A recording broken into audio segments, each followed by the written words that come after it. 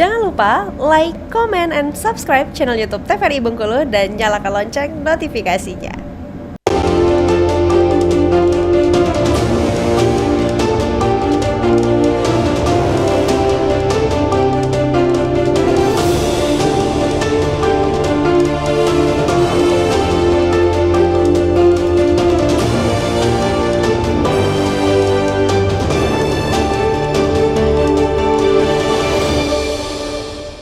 Terima kasih pemirsa TVRI Bengkulu, Anda kembali menyaksikan Berendo, masih bersama saya Afriko Zuhri dan tentunya ditemani dengan Mas Bowo dan juga Bang Riki. Berkaitan dengan tema kita pada hari ini, peta pilkada Bengkulu. Baik, kalau kita bicara terkait dengan peta pilkada, tadi sudah disampaikan mungkin berkaitan dengan apa saja sih sebetulnya tahapan-tahapan saat ini, kemudian melihat dari strategi dari para peserta itu sendiri.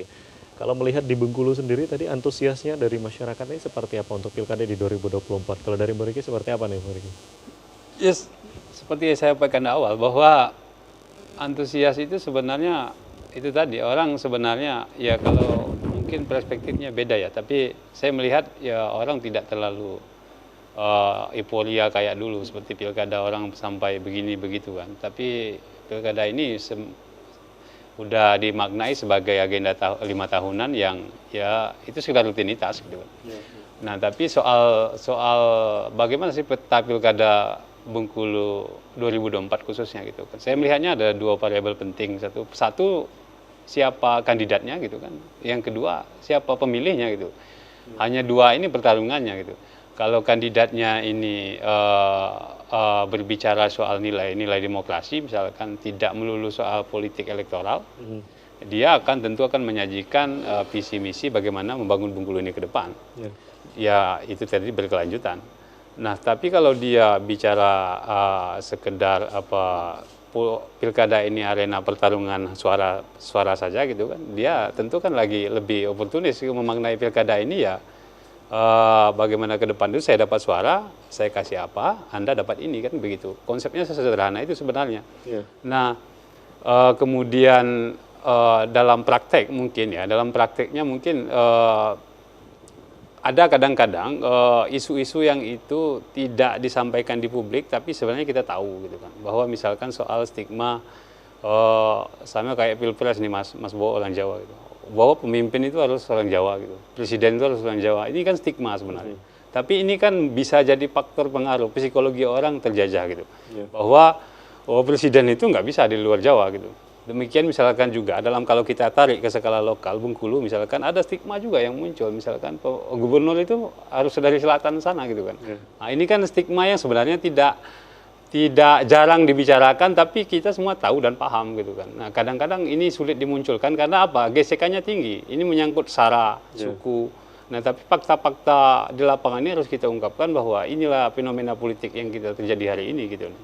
Nah, ya variabel lain misalnya mempengaruhi orang soal terpilih itu kan tentu banyak sekali. Tidak mungkin kita rangkum satu persatu, tapi saya melihatnya begitu bahwa visi ke depan itu tergantung kita. Masyarakat itu ingin menggeser pilkada ini hanya sekedar agenda 5 tahunan, sekedar pertarungan suara menang kalah, atau memaknai pilkada ini secara lebih luas bahwa ini nilai demokrasi yang kita aplikasikan dalam pola pemilihan yang kemudian dampaknya ya tentu untuk pembangunan bangsa, pembangunan daerah, dan lebih luas lagi itu ya untuk kesejahteraan.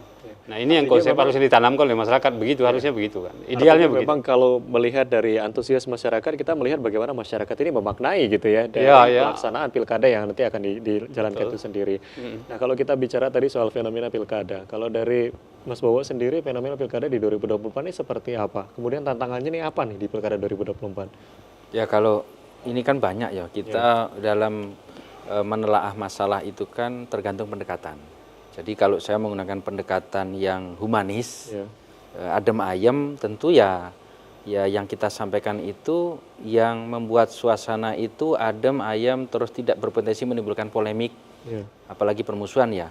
Tetapi kalau kita mau melakukan pendekatan konflik, tentu ya argumentasi saya begini, yang namanya pilkada itu ya pergantian penguasa gitu. Tapi ini kritik juga loh ya. Ketika siapa berkuasa, tentu dia akan bawa gerbong gitu. Ketika nanti yang menang bukan yang misalnya saat ini yang maju kan Pak Rohiden dengan Pak Helmi yang sudah bisa kita katakan pasti maju kan.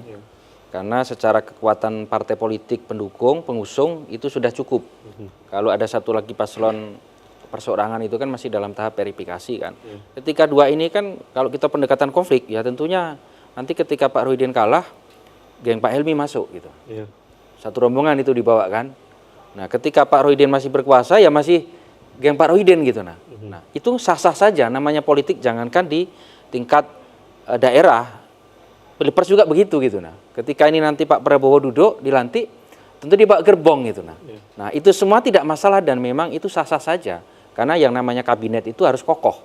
Kokoh harus bisa jajarannya itu dipercaya kan. Kalau nggak dipercaya kan bahaya itu untuk berjalannya selama 5 tahun ke depan kan. Itu kalau kita pendekatan konflik ya. Ini kalau ditata lagi panjang ayatnya kan. Tapi kita ringkes aja. Saya ingin pilkada ini menjadi pertarungan data. Pertarungan argumentasi yang membangun sehingga masyarakat teredukasi dengan baik. Tidak hanya persoalan suka tidak suka tadi kan, tapi dalam proses ini orang akan belajar bagaimana APBD itu dikelola. Ada adu data, misalnya begini, salah satu calon mengusung visi misi tentang maritim. Apakah sesuai dengan kondisi lokal Bengkulu? Ternyata maritim ini kan hanya sekedar isu politik gitu. Nah, kalau kita kaji secara dampak ekonomi segala macam, nggak signifikan untuk Bengkulu. Terjadilah pertarungan data nanti. Ini yang kita inginkan. Ketika orang membahas, mengantarkan kepada masyarakat isu pendidikan, bagaimana kondisi pendidikan Bengkulu, orang kan buka data. Proses inilah yang ingin kita bangun di tengah demokrasi pilkada nanti. Jadi siapapun nanti yang terpilih, itu kritik itu terus berjalan gitu. Nah, oleh siapapun. Nah ini kan menjadi kontrol bersama nantinya. Karena saat ini demokrasinya itu semakin kalau saya nyebutnya ya real time gitu, nggak perlu lagi pakai saluran. Kalau dulu kan harus melalui DPRD, kita mau ngomong ke wartawan hari ini wawancara, besok baru bisa keluar kan. Kalau sekarang kita punya gagasan pemikiran, asal kita berani posting di media sosial.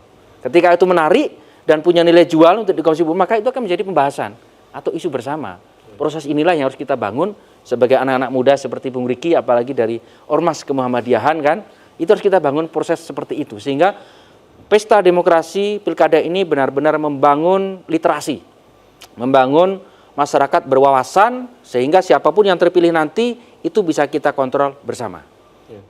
Artinya memang kalau kita bicara terkait dengan strategi juga tadi disampaikan, kemudian bagaimana antusias dari masyarakat dan lain sebagainya. Nah kalau kita melihat dari tingkat kerawanan gitu dalam pilkada di 2024, tingkat kerawanan untuk pilkada di Bengkulu khususnya ini seperti apa? Mungkin untuk tinggal beberapa bulan lagi nanti dengan tadi disampaikan oleh Mas Bowo sudah ada 2 calon gitu ya. Mungkin kalau kita bicara untuk gubernur sudah ada 2, tadi sudah disampaikan ada Pak Rohidin dan juga Pak Helmi itu sendiri. Persorangannya masih persorangan gitu ya. Masih prosesnya. Iya benar. Nah, ini seperti apa Pak Riki? Ya kalau tingkat kerawanan saya pikir kalau data Bawaslu itu ya Bengkulu sebenarnya dalam titik yang tidak terlalu merah gitu kan. Artinya kan kecuali dalam laporan 2019 atau 2019 ya. Karena ada konflik pilkada Kaur gitu kan. Itu yang kemudian menjadi catatan merah untuk gesekan pilkada di Bengkulu. Nah sejauh ini belajar dari pengalaman sebelumnya, misalkan pilkada 2019, pemilu kemarin. Nah saya pikir gesekan itu tidak akan terlalu tidak akan terlalu luas gitu kan. Kalau kandidatnya banyak, misalkan ada 3 sampai 4 calon. Tapi kalau ini head to head, ini akan misalkan di Pilgub ya kita ambil sampel misalkan Pak Helmi dan Pak Rohidin. Ini tentu kan gesekannya akan semakin panas ya kalau memang 2 kandidat ini head to head. Nah, kalau skema ini terjadi, tentu antisipasinya tadi gitu kan. Tinggal soal kecerdasan. Kalau kita ingin memaknai pemilu pilkada ini sebagai ya adu kuat-kuat, ya orang akan menggerakkan seluruh sumber dayanya untuk menang gitu kan. Nah, untuk menang dalam artian begini, ya kekhawatiran kita bersama itu tadi orang kandidat ini tidak mengusung visi, tidak mengusung misi. Yang diusung itu ini saya, Anda suka silakan pilih gitu kan. Kalau dia dalam konsep, dalam frame itu mengusung visi misi akan beda cerita. Nah, ini yang tidak hadir sebenarnya sampai hari ini. Nah, itu kan. Orang itu bicara hanya sekedar simbol politik, misalkan kandidat ini diidentifikasi dengan ini, kandidat ini diidentifikasi dengan ini. Yang ujung-ujungnya pertarungan identitas. Ini kandidat saya lebih religius misalkan, atau kandidat saya lebih smart, atau lebih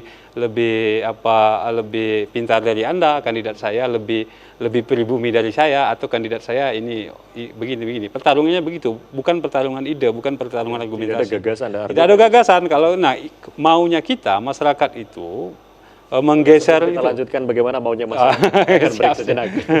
Ya pemirsa TVRI Bengkulu tentunya masih dalam Berendo. Kami akan kembali usai jeda pariwara berikut ini.